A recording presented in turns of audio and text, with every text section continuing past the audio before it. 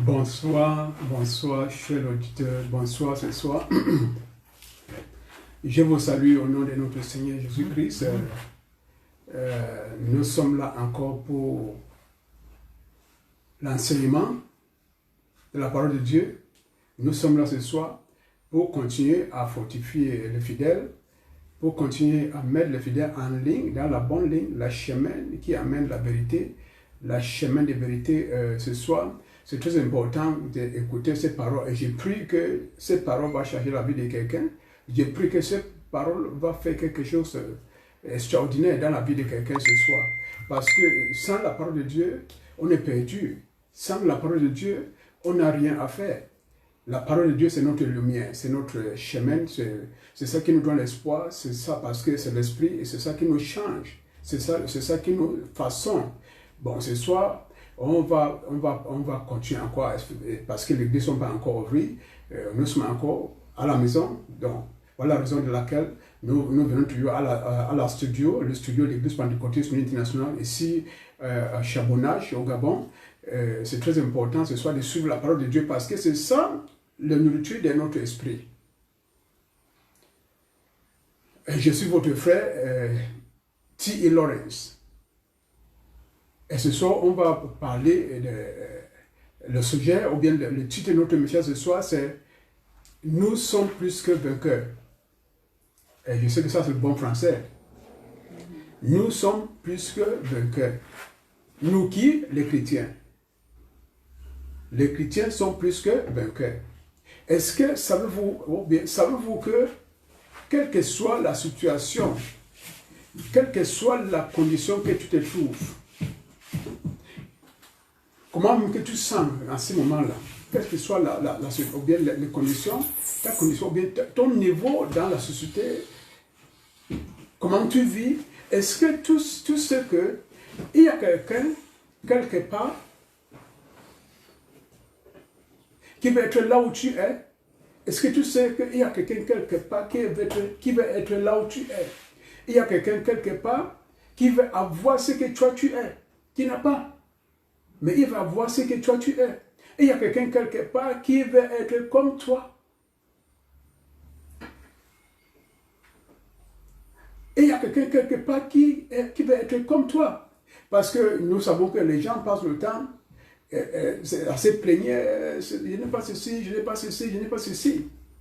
Mais la vérité est que si tu ne connais pas combien tu as besoin de Dieu dans les petites choses, tu ne peux pas connaître combien tu as besoin dans les grandes choses.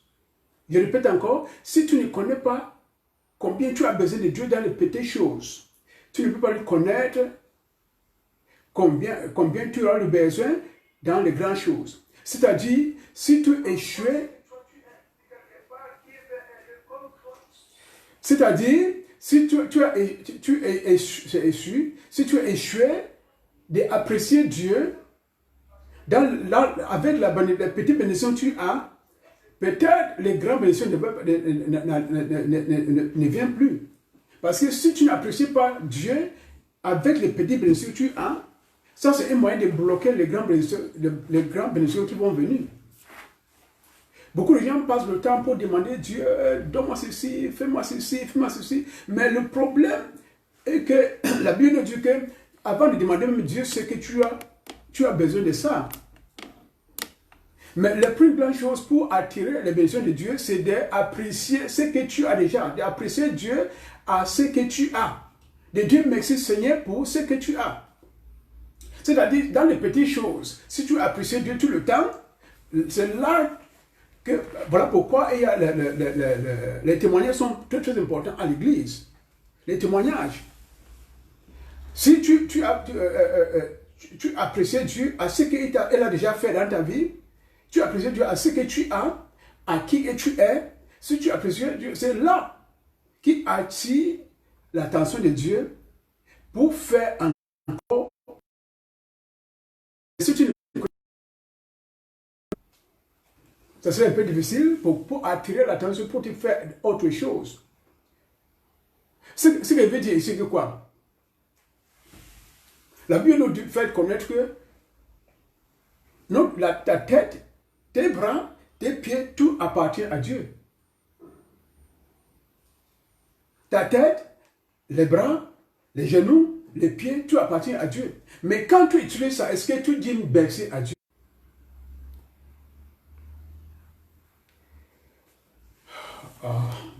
Je suis désolé, c'était le problème de connexion.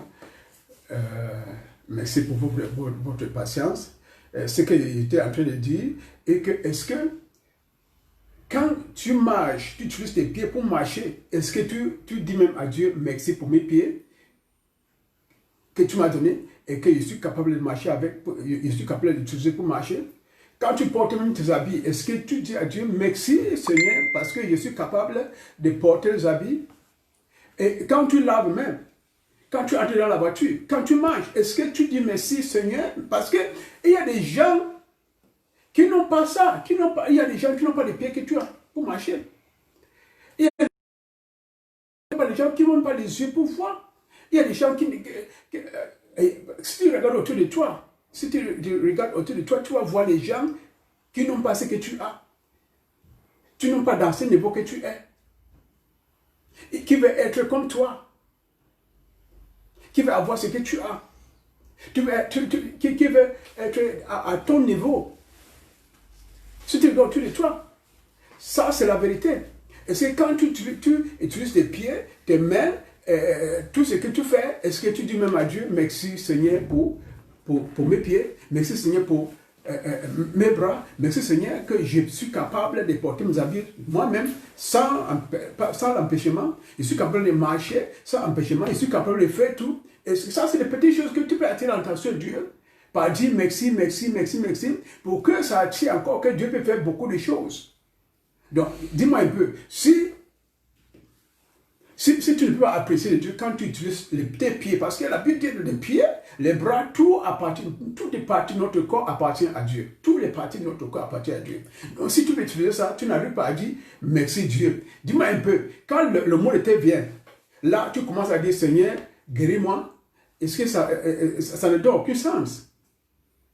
Quand la pauvreté vient, là tu vas commencer, Seigneur, donne-moi l'argent. Mais dans les petites choses, tu n'arrives pas à dire à Dieu, merci. Comment tu penses que Dieu va donner l'argent quand tu utilises ce que celui qui t'a donné? Tu utilises ça, lui remercie. Sans l'appréciation à Dieu. Quand la maladie vient, beaucoup de gens vivent comme ça. Ils connaissent Dieu, c'est quand les problèmes arrivent. Mais quand ils s'en foutent, et ne connaissent pas que c'est Dieu qui a donné les pieds. Parce que, attends, il vous répondre une histoire. Il y avait un homme dans une ville. Il avait la maison, mais il n'avait pas la voiture. Chaque jour, il demande Dieu, Seigneur, donne-moi l'argent pour acheter la voiture. Donc, comment il peut commencer à marcher? Il peut continuer à marcher avec les pieds, tout. Pour acheter les voitures. Il n'a pas acheté.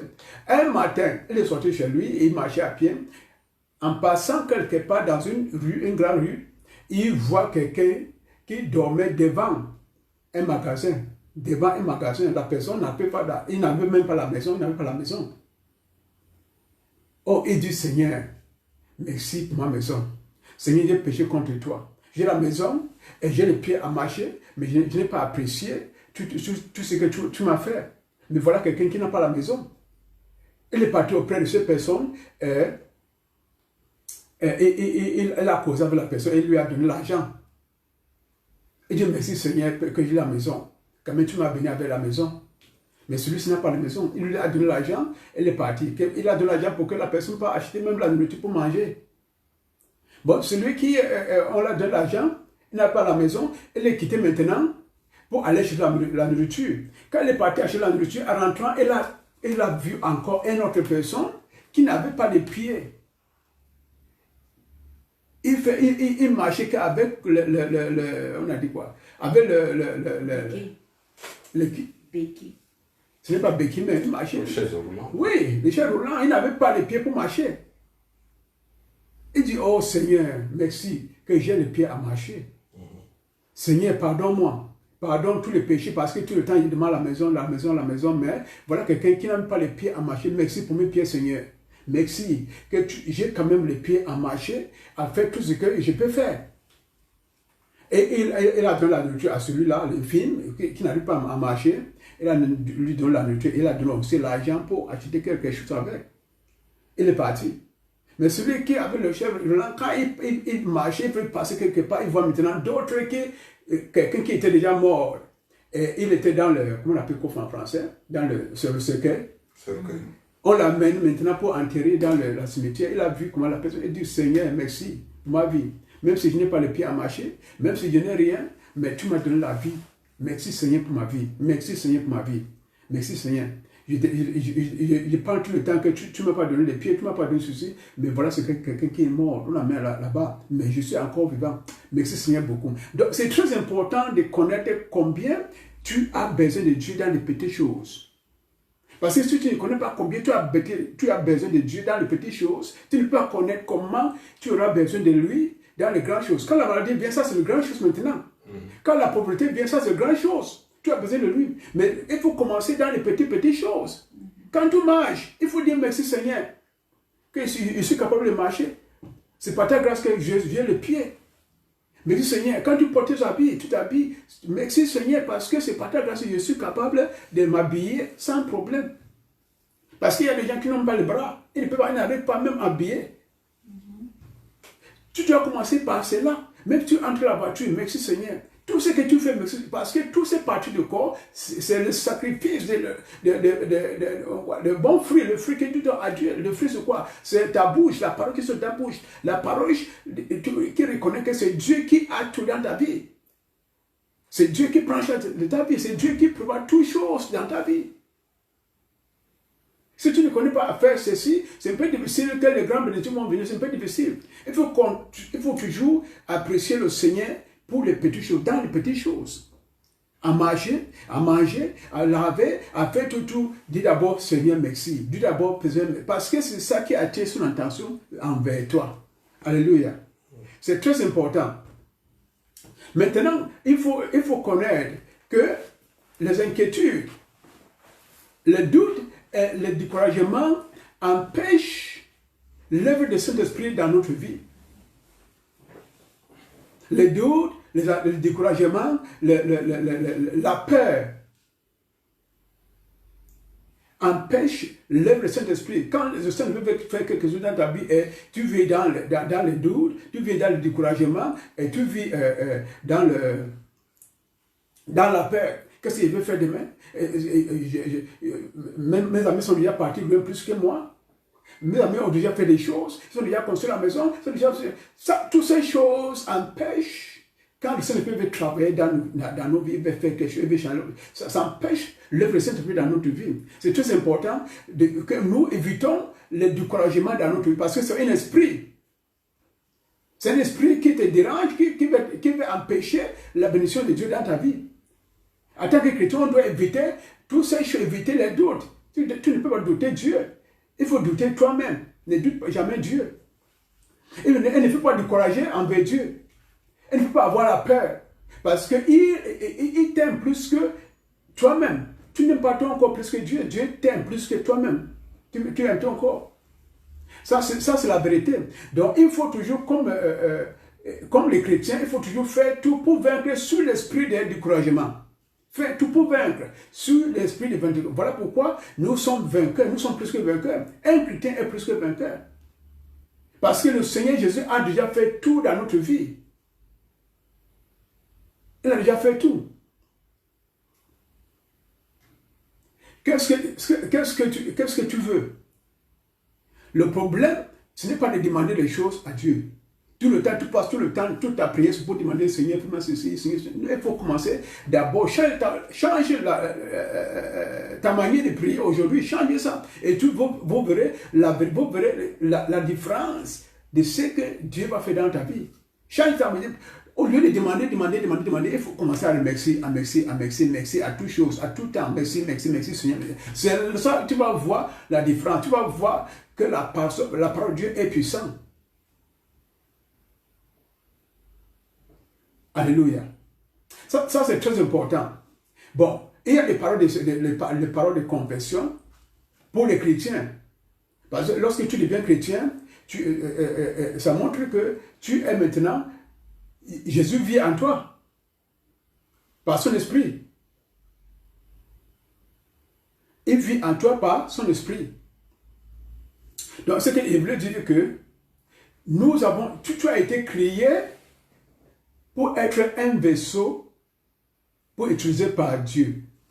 Tu as été créé pour être un vaisseau pour être utilisé par Dieu. Et Dieu ne veut pas utiliser un servant qui est découragé, ou bien un servant découragé, un servant qui doute Dieu, un servant qui a la peur, un servant ingrat, un servant qui passe le temps pour plaigner, pour parler des choses. Je manque, il faut que... Non. Dieu n'est pas utilisé la qualité de personne. Dieu utilise les gens qui ont la foi. C'est ça. Si tu connais que Dieu existe, tu connais qu'il te voit, tu connais qu'il t'aime, là, tu peux travailler avec lui parce que tu ne peux pas tu ne peux pas continuer dans l'inquiétude. Tu vas continuer à travailler que tu sais que c'est ton Père, il t'aime et il va faire tout ce que tu as besoin. Dieu ne t'a pas appelé pour te faire souffrir. Même si tu souffres, tu es plus qu'un vainqueur parce qu'il ne peut pas te laisser sans les bénédictions. Il ne peut pas te laisser sans la guérison. Si ton problème c'est la maladie. Qu'est-ce que la Bible dit? Qu'est-ce que la Bible dit à ta condition? Quelle est ta condition? Et qu'est-ce que la Bible dit à ta condition?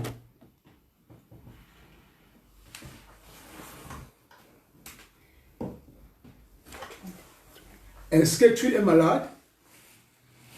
Ma question encore, qu'est-ce que la Bible dit concernant ta condition? Est-ce que tu es malade?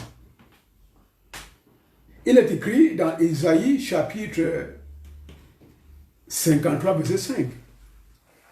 Il est décrit dans Isaïe chapitre 53, verset 5. Bon, il faut que je lise la parole de Dieu ici. Mais il était blessé pour nos péchés, brisé pour nos iniquités. Le châtiment qui nous donne la paix est tombé sur lui. Et c'est par ce métisseur que nous sommes guéris. C'est par ce métisseur que nous sommes guéris. Donc, si tu es malade, si ton problème actuellement, si ton problème maintenant c'est la maladie, ça c'est les paroles de conversion que tu dois porter. Parce que c'est la parole de Dieu, ce n'est pas ta parole. C'est ça que tu vas continuer à confesser tout le temps. Confesse ce que tu crois et crois ce que tu confesses. Et cela, ça va amener la guérison totale. Parce que la parole de Dieu est esprit. Si tu confesses ça, crois à ça, ça ne peut pas travailler, ça ne peut pas marcher, ça ne peut pas agir. Mais si tu confesses ça et tu crois ce que tu confesses, ça va guérir. Parce que c'est l'esprit. C'est Jésus lui-même. La parole de Jésus et Jésus, ils sont un. Donc, si ton problème c'est la maladie, il faut qu'on fasse que par ce médecin, je suis guéri. On dit quoi? Nous sommes guéris. Ça veut dire que c'est quelque chose maintenant. Ce n'est pas que nous étions guéris, non. C'est quelque chose maintenant. Quand tu confesses, tu es guéri. Par ce médecin, nous sommes guéris. Par ce médecin, je suis guéri. Par ces blessures, parce que le médecin, c'est les blessures qu'on avait blessées, Jésus-Christ, il a payé pour toutes ces maladies. Il a payé le prix pour ça. Bon, si tu confesses ça tout le temps pour sa maladie, dans la foi, tu seras guéri. Ça, c'est la vérité biblique. Ça, c'est la vérité que le Seigneur fait des miracles par sa parole, parce que sa parole, c'est lui. Amen. Est-ce que tu sens faible? Tu n'as pas la force? Est-ce que ton problème, c'est la faiblesse? Tu n'as pas la force ou bien quoi? Il est écrit dans... il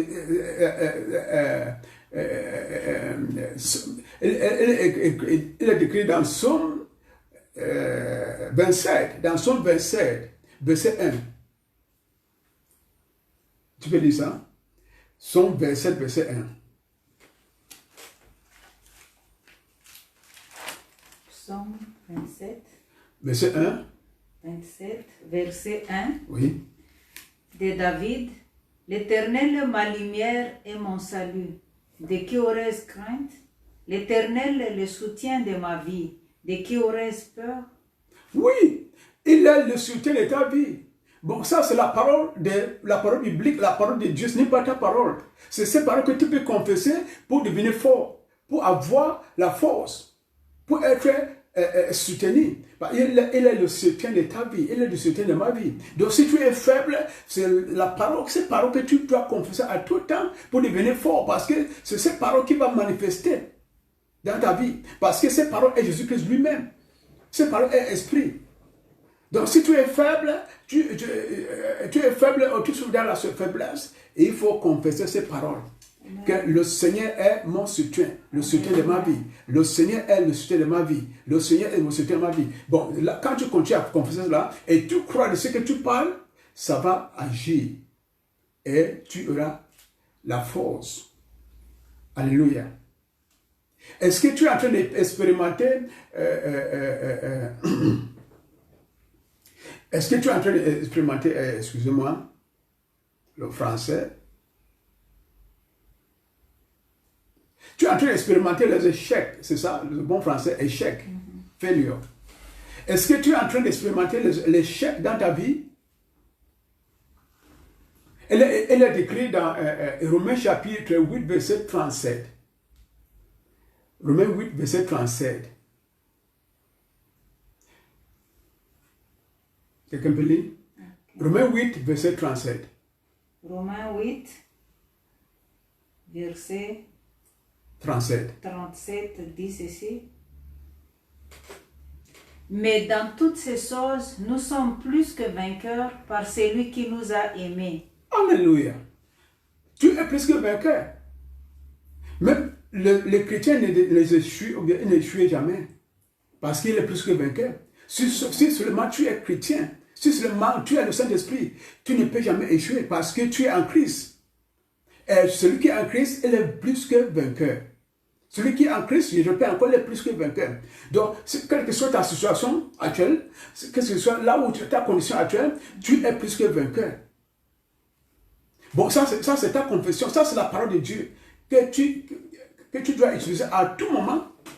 Si tu es en train d'expérimenter les échecs, ça c'est le problème. Ça c'est la parole de Dieu que tu peux confesser. Parce que cette parole de Dieu, les mots de confession de la parole de Dieu peut amener la grande bénédiction dans notre vie. Les grands changements dans notre vie. Les grandes choses peuvent changer la vie de quelqu'un. Les mots de confession de la parole de Dieu. Donc c'est ces confessions qui montrent à Dieu que tu connais sa parole. Et lorsque tu connais la parole de Dieu, c'est là où tu peux attirer la bénédiction de Dieu en toi. Parce que la parole de Dieu, c'est Dieu lui-même. Si tu ne connais pas ça, je ne sais pas comment, tu peux demander, Seigneur, demande ça. Non, il faut utiliser la parole pour demander des choses à Dieu. Il faut confesser des choses, la vérité de la biblique. Là, Dieu va connaître que tu connais sa parole. Et là, il va agir dans ta vie. Alléluia. Est-ce que tu es bloqué quelque part? Tu prends la blocage, ou bien tu es freiné quelque part, tu n'arrives pas à sortir? Il est décrit dans Jean chapitre 8, verset 36. Jean chapitre 8, verset 36. Jean 8, 36. 36 dit ceci. Nous lisons au nom du Seigneur Jésus-Christ.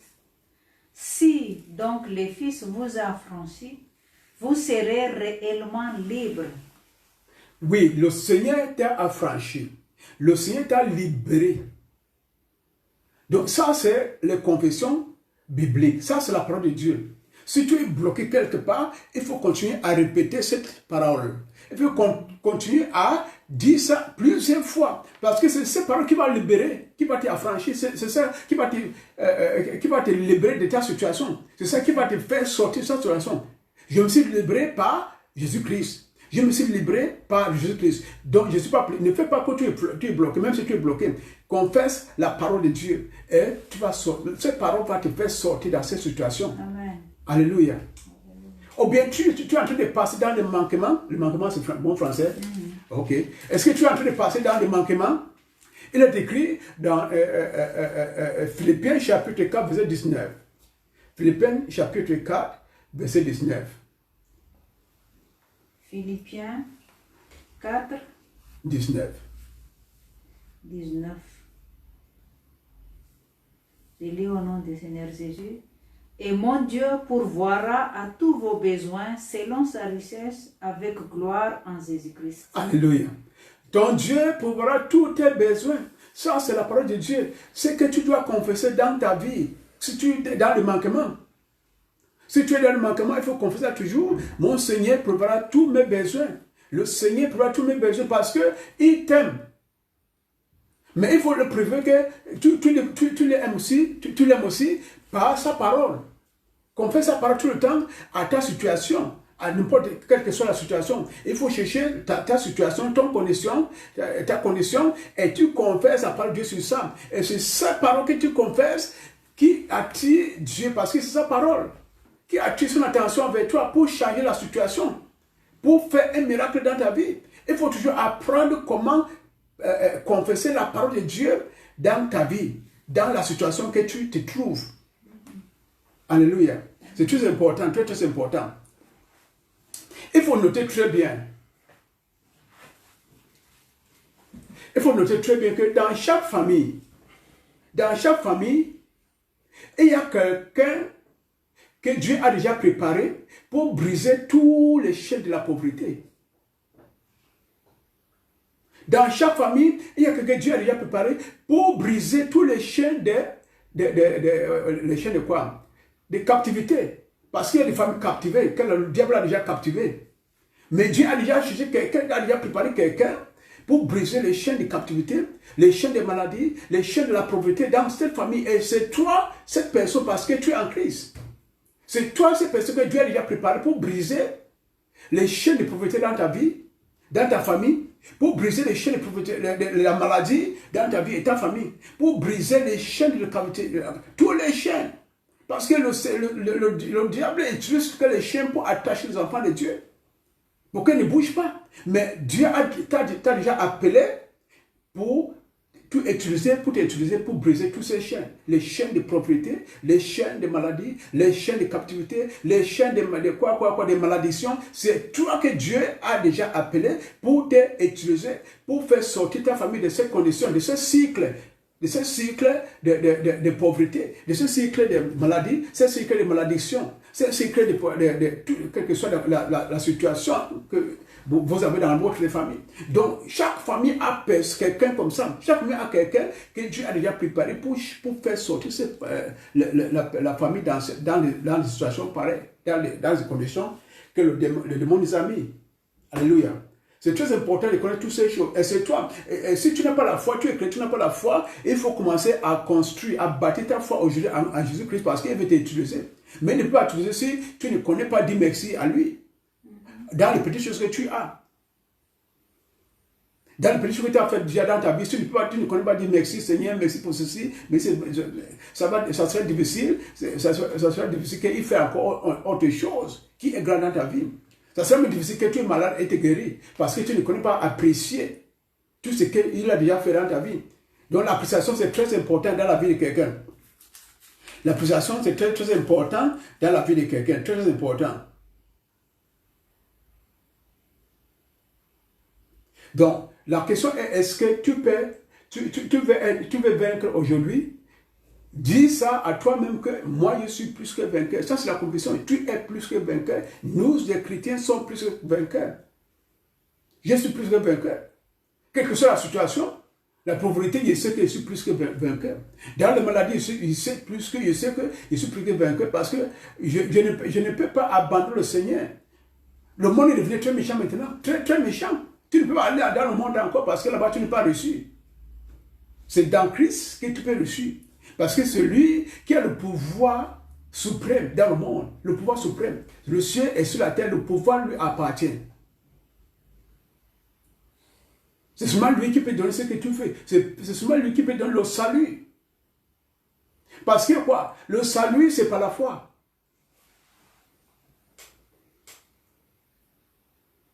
Le salut, c'est pas la foi. Mais pour aimer l'amour, pour aimer tes frères, pour aimer les gens, cet amour que la Bible nous enseigne, cet amour, c'est pas la foi. Si tu n'as pas la foi, tu ne peux pas aimer les gens, comme la Bible nous dit. Si tu n'as pas l'amour, tu n'as pas la foi, tu ne peux pas voir le salut parce que le salut vient par la foi. C'est ça. Si tu n'as pas la foi, tu ne peux même pas plaire Dieu. Et si tu ne peux pas plaire Dieu, comment tu penses que tu peux avoir les bénédictions de Dieu? C'est un peu difficile pour avoir. C'est un peu difficile. Donc, je vous encourage ce soir d'étudier toujours la parole de conversion, la parole de Dieu dans votre situation, quelle que soit la situation que tu te trouves. Confesse toujours la parole de Dieu parce que c'est cette parole qui va changer la situation. Ça, c'est la vérité biblique. On ne peut pas changer ça. Ça a déjà sauvé beaucoup de gens. Parce que peu de gens connaissent comment utiliser la parole de Dieu. Peu de gens, beaucoup de chrétiens ne connaissent pas comment utiliser. Mais le problème est que lorsque tu deviens chrétien, tu deviens l'ennemi du diable. Lorsque tu deviens, le jour que tu as décidé vraiment de suivre Jésus-Christ, tu deviens l'ennemi du diable. Il va faire tout pour te persécuter. Il va faire tout pour te bloquer. Il va faire tout pour donner les maladies.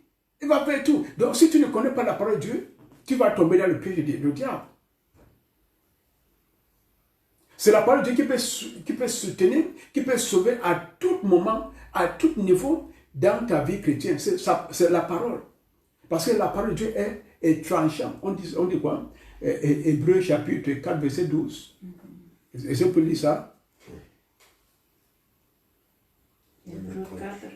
Et tranchante. On va lire Hébreux 4, verset 12. Oui. Même si tout le monde connaît par cœur, on va lire. Car la parole de Dieu est vivante et efficace, plus tranchante qu'une épée quelconque à deux tranchants, pénétrante jusqu'à partager âme et esprit, jointure et moelle. Elle juge les sentiments et les pensées du cœur. Alléluia. Ça veut dire quoi? Ça veut dire que si tu appliques la parole de Dieu avec la foi dans quelle que soit la situation, la parole de Dieu va agir dans cette situation. C'est tranchant, c'est vivant, c'est actif. Ça change tout ce que tu veux que ça change. Si vraiment tu crois, c'est seulement la foi que tu as besoin de changer cette situation. C'est seulement la foi. Donc, ce verset est très important pour te montrer comment la parole de Dieu fait dans la vie chrétienne. La vie de ceux qui connaissent la parole de Dieu. Si tu appliques ces paroles, vraiment, comme cette parole est, c'est cette parole que tu appliques qui change les situations, les conditions. Bon, si tu es en train d'expérimenter le manquement, c'est parole que tu vas commencer à utiliser. Mon Dieu préparera tous mes besoins. Parce qu'il est capable de faire tout ce que tu veux. D'abord, un chrétien, c'est un soldat. Le soldat, c'est le français, non? Soldat. Soldat. Un chrétien est soldat. Le jour que tu as décidé de devenir chrétien, tu deviens un soldat, mais beaucoup de chrétiens ne connaissent pas ça.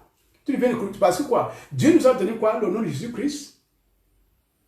Le sang de Jésus-Christ et la parole de Dieu. C'est les trois âmes. Trois âmes, c'est trois âmes ou trois âmes. Comme l'épée, comme quoi. Armes. Oui, c'est les trois âmes que Dieu nous a données pour utiliser, pour vaincre dans toute situation. Le sang de Jésus-Christ, le nom de Jésus-Christ et la parole de Dieu.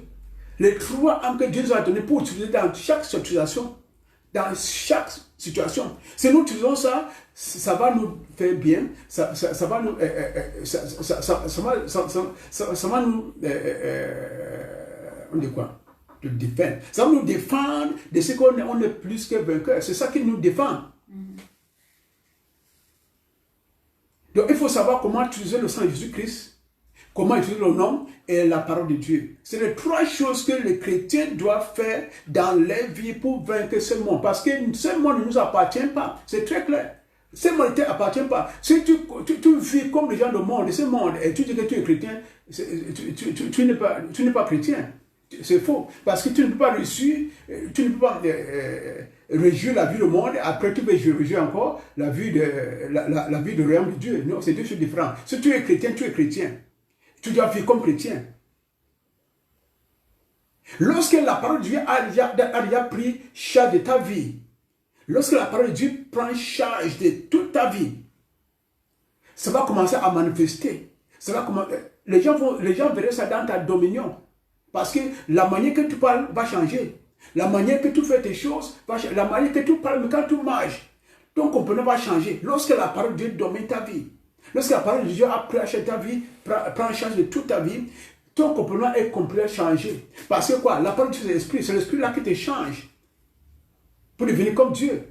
Pour faire ce que Dieu t'a demandé de faire. Pour vivre la vie que le Seigneur nous a donné de vivre. Donc, ton comportement va changer immédiatement. Et la parole que tu penses, et tu vas dominer. Même ta famille verra que tu es une personne complètement changée. C'est ça. Beaucoup de gens ne croient pas à la Bible parce qu'ils ne connaissent pas la Bible. J'ai trouvé un ami là, j'ai parlé. Parce que lui, c'est pas un ami, on s'est trouvé dans un endroit là.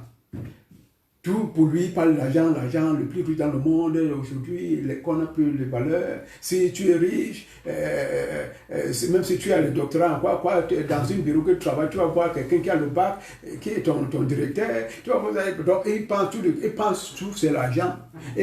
Donc, les gens dans le monde, leur cœur, c'est dans l'argent.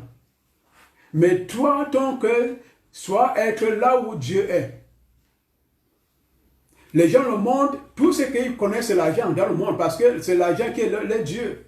Mais toi, ton Dieu est au ciel. C'est là où ton cœur, toutes tes pensées seront. Il faut que toutes tes pensées soient au ciel. Ce n'est pas de l'argent. L'argent, c'est quoi? Dieu n'est pas pauvre. C'est lui qui a créé le monde, le ciel, et c'est lui qui a tout. Bon, les gens du monde, ils pensent que quand tu leur parles de la Bible, elle ne veut pas, comme le gars que j'ai trouvé hier, il parle que bon, la manière que toi tu regardes les choses, c'est charnel. Moi, je ne vois pas les choses comme ça. Parce que ma Bible ne montre pas que je dois juger les choses, l'argent, pour regarder les gens qui sont riches dans le monde, les plus riches, quoi. Ça, c'est rien pour moi. Mon cœur, c'est au ciel là où mon Dieu est. Il est haut. Lorsqu'il parle de la Bible, il est quitté, il dit que non, comme je parle de la Bible, il n'est plus là. Il est parti parce qu'il ne veut pas écouter la Bible. Lui ne connaît rien de la Bible. Mais les chrétiens connaissent le secret de la Bible. Ils connaissent que la Bible, c'est la parole de Dieu. C'est notre vie. C'est notre lumière. C'est notre chemin de la vérité. C'est notre voie pour vraiment voir Dieu. Si le Seigneur rentre, c'est la parole de Dieu et c'est la Bible qui m'a guidé pour voir le Seigneur Jésus-Christ. Et pour vivre avec lui. C'est cette parole. Parce que sa parole nous a donné. Mais les gens du monde ne voient pas, ils ne connaissent pas la Bible. Même si tu parles de la Bible, ils vont te dire que non, la Bible, c'est les gens qui ont écrit ça. Ils vont dire que c'est les chrétiens qui ont écrit la Bible. Bon, la différence de la Bible avec d'autres. Mais tu connais le secret de la Bible parce que quoi? Tu as déjà le Saint-Esprit en toi. C'est ça. Et le Saint-Esprit est témoin que quoi? Tu es l'enfant de Dieu. Et si le Saint-Esprit témoin que tu es l'enfant de Dieu, donc la parole de Dieu t'appartient. La Bible, c'est pour toi. C'est la nourriture de ton esprit. Donc passe le temps pour connaître la parole de Dieu. Passe le temps pour confesser les confessions positives dans ta vie. Passe le temps pour confesser les confessions qui va attirer l'attention de Dieu pour faire ce que tu demandes. Alléluia. J'ai fini ici. J'ai pris que Seigneur, ouvre leur cœur pour la foi. Seigneur, ouvre l'esprit pour la foi. Seigneur, s'il manque la foi, augmente leur foi. Parce que c'est par la foi que on peut attirer ta attention. Seigneur, je prie pour tout le monde qui m'écoute ce soir, que donne-leur la foi. Donne-leur la foi. Ton genre de la foi, parce que la foi de moi, ce n'est pas la foi de Dieu. Donc, il faut demander toujours à Dieu pour te donner la foi, sa foi. La qualité de sa foi, ce n'est pas la qualité de la foi du monde. Donc, je prie, Seigneur Jésus-Christ, augmente leur foi, donne-leur la foi, ouvre leur esprit pour avoir la foi, pour connaître la vérité, afin qu'ils puissent vivre la vie que tu nous as appelés pour vivre. C'est au nom de Jésus-Christ que nous avons prêché ce soir. Soyez bénis vous tous, et que Dieu vous bénisse aussi, que la lumière de Dieu continue à briller dans votre vie, et que le Seigneur prépare tous votre besoin. Amen. Thank you.